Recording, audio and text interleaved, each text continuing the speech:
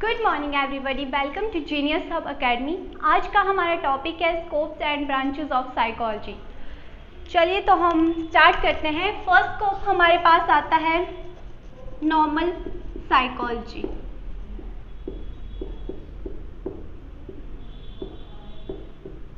First scope and branch इसे हम बोलते हैं साइकोलॉजी की फर्स्ट, जिसमें हम जो है नॉर्मल ऑर्गेनिजम्स के साथ इसमें हम डील करते हैं।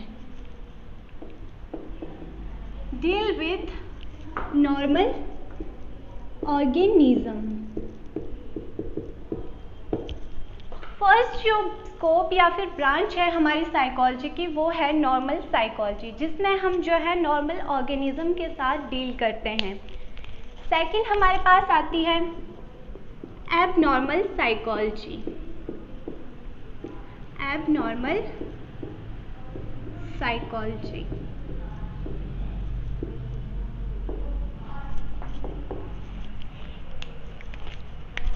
हेडिंग से हमें पता लग रहा है कि इसमें जो है किस चीज़ की बात कर रहे हैं। इसमें हम एबनॉर्मल चीज़ों की बात कर रहे हैं, जो भी एबनॉर्मल जो एक्टिविटीज़ होती हैं इनके साथ हम यहाँ पे डील करते हैं। नेक्स्ट हमारे पास आता है चाइल्ड साइकोलॉजी। चाइल्ड साइकोलॉजी इसमें भी हमारे पास मेंशन हो रहा है कि इसमें किस चीज़ की बात की गई है। इसमें चिल्ड्रन की बात की गई है। इसमें हम चाइल्ड के साथ जो है डील करते हैं। नेक्स्ट हमारे पास आता है सोशल साइकोलॉजी।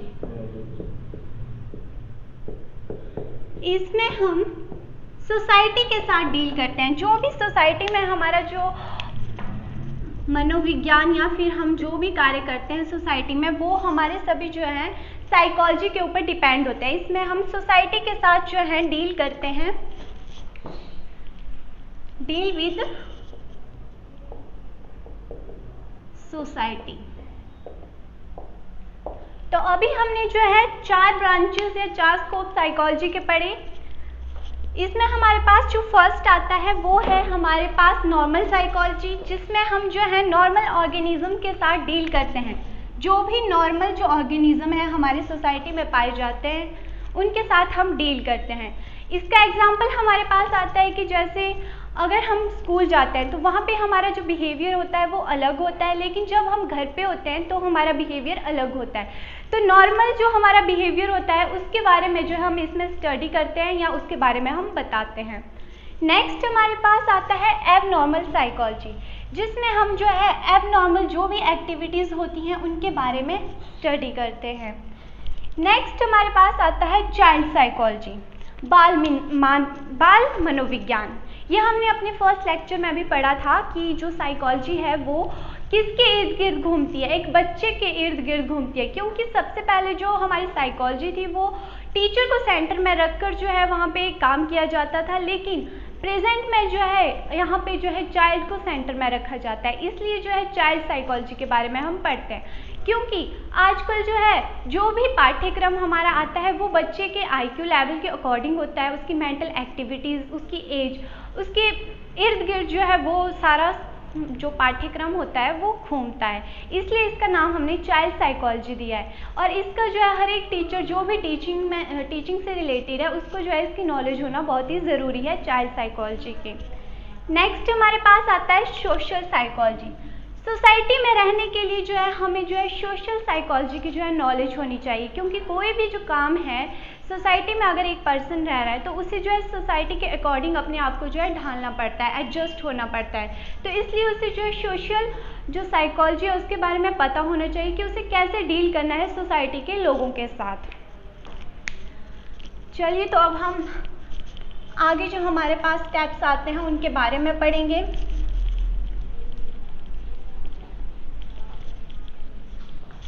आई होप आप सभी को जो है इसके बारे में समझ आ गया होगा। स्कोप्स और जो ब्रांचेस हैं इन दोनों के जो स्टेप्स हैं वो मिलते हैं, इसलिए जो है मैं इनको इकट्ठा करवा रही हूँ।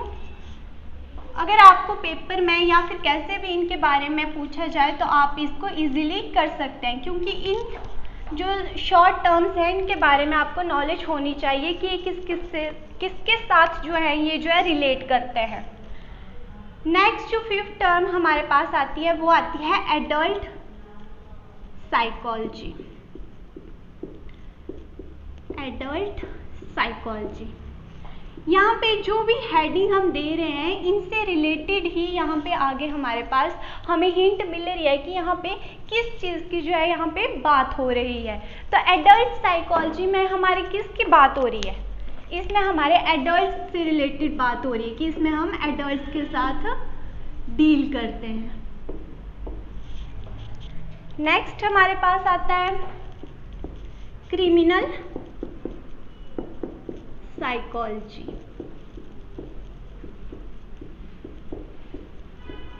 क्रिमिनल साइकोलॉजी का हम कहाँ पे यूज़ करते हैं, क्रिमिनल्स को हैंडल करने के लिए हम इस साइकोलॉजी का यूज़ करते हैं। क्रिमिनल्स के साथ मतलब यहाँ पे हम डील करते हैं।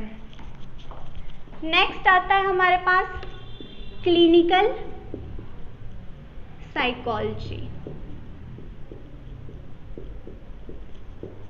क्लिनिकल साइकोलॉजी से भी हमें यहाँ पे हिंट मिल रही है इसके हेडिंग से कि यहाँ पे किसके बारे में बात कर रहे हैं, क्लिनिक्स के बारे में।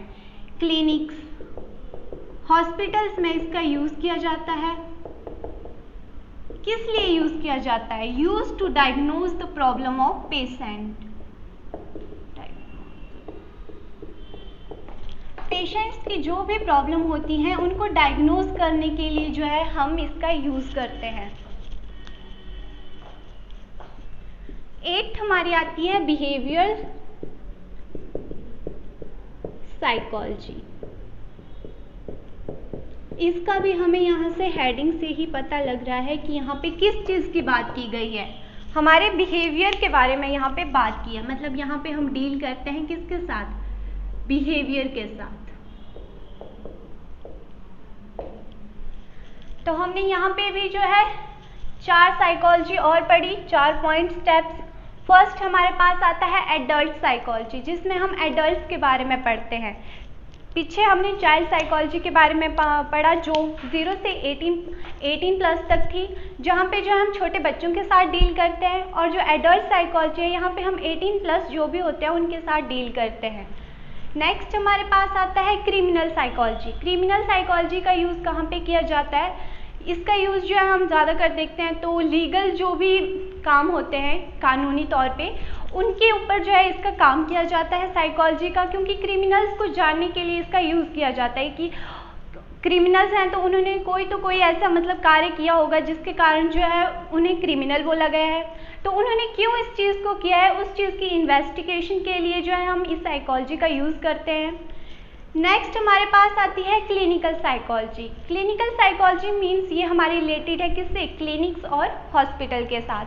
तो क्लिनिक और हॉस्पिटल में क्यों यूज़ किया जाता है इसका, ताकि वहाँ पे जो है क्योंकि पेशेंट ही आते हैं क्लिनिक और इसमें हॉस्पिटल्स में, तो यहाँ पे इसका यूज़ किया जाता है उनकी प्रॉब्लम को डायग्नोज करने के लिए कि उन्हें क्या प्रॉब्लम आ रही है, क्या दिक्कत आ रही है। क्योंकि क्लिनिक्स और हॉस्पिटल में लोग ऐसे तो नहीं आएंगे, कोई प्रॉब्लम होगी तभी वो वहाँ पे आएंगे। तो इसलिए यहाँ पे क्लिनिकल साइकोलॉजी का यूज़ किया जाता है डॉक्टर्स के द्वारा। नेक्स्ट हमारे पास आती है बिहेवियर साइकोलॉजी। बिहेवियर साइकोलॉजी में जो है व्यवहार का जो है अध्ययन किया जाता है। बिहेवियर को जानने के लिए इसका यूज़ किया जाता है। आपके चाहे ह्यूमन हैं चाहे एनिमल हैं, उनके व्यवहार को जानने के लिए जो है इस साइकोलॉजी का जो है यूज़ किया जाता है। तो ये यहाँ पे हमारे स्कोप्स एंड ब्रांचेस जो होते हैं वो ख़त्म होते हैं। अब हम अपने नेक्स्ट टॉपिक के ऊपर चलेंगे।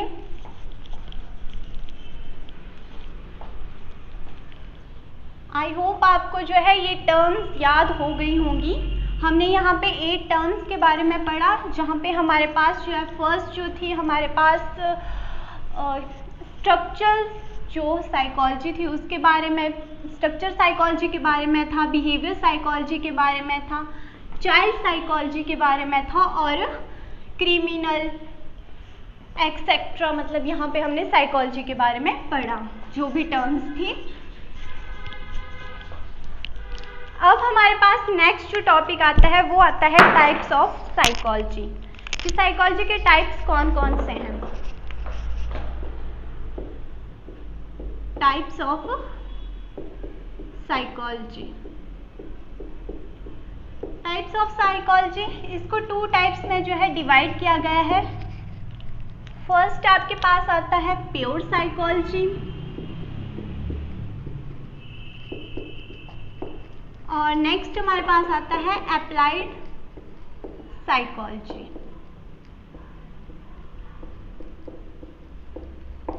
ये आपके जो हमने अभी पिछला टॉपिक पढ़ा प्रीवियस, उससे रिलेटेड ही है।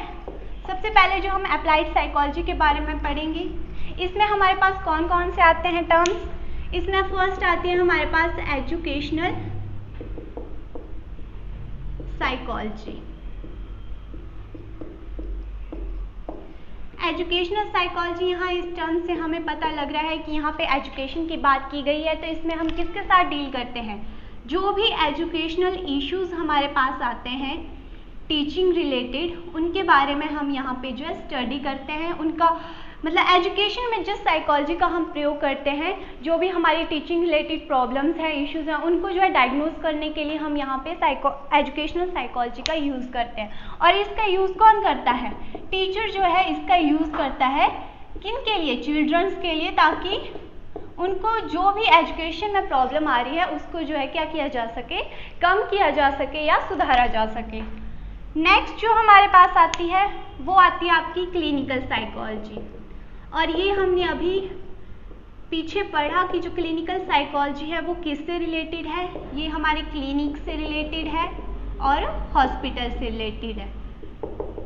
जो डॉक्टर्स के द्वारा जो है इसका यूज़ किया जाता है, डॉक्टर्स के द्वारा इसका यूज़ किया जाता है पेशेंट की जो भी प्रॉब्लम है उनको डायग्नोज करने के लिए, पेशेंट्स प्रॉब्लम को डायग्नोज करने के लिए जो है इसका यूज़ किया जाता है क्लिनिकल साइकोलॉजी का। नेक्स्ट जो हमारे पास जो टर्म आएगी वो आएगी हमारे पास इंडस्ट्रियल साइकोलॉजी। कौन सी आएगी, इंडस्ट्रियल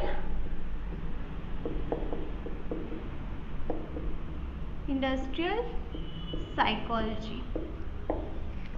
जो इंडस्ट्रियल साइकोलॉजी है इसका यूज़ जो है कहाँ पे किया जाता है, इंडस्ट्रीज में इसका यूज़ किया जाता है।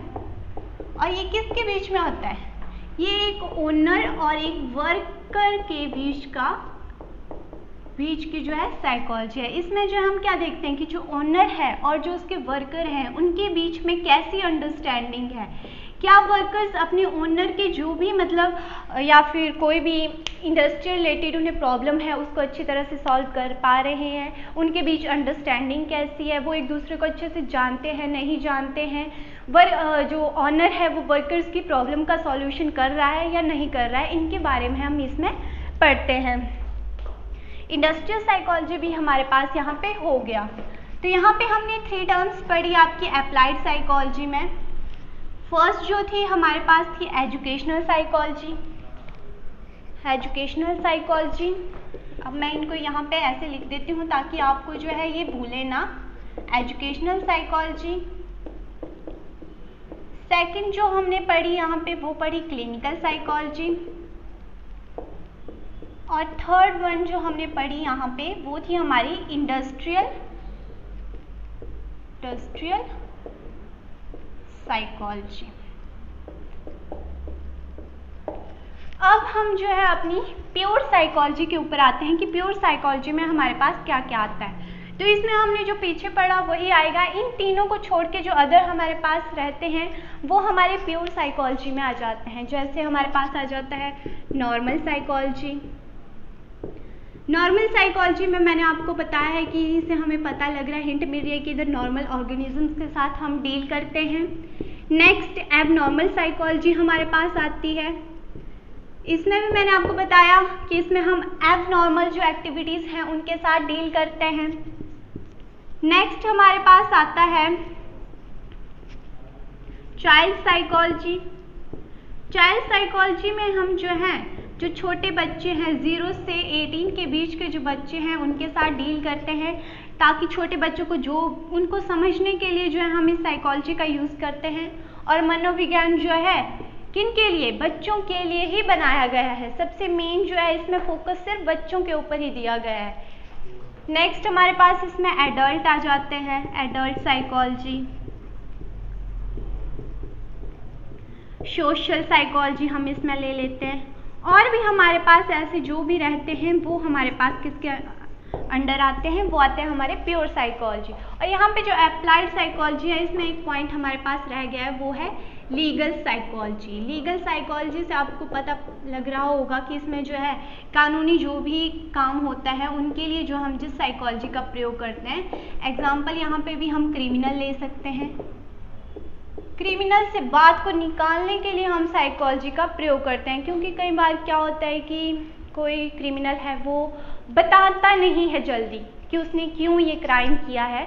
तो इसके लिए जो है हमारे पास जो है पुलिस, नॉर्मल पुलिस से वो जो है बात निकाली नहीं जाती उनसे मुंह से।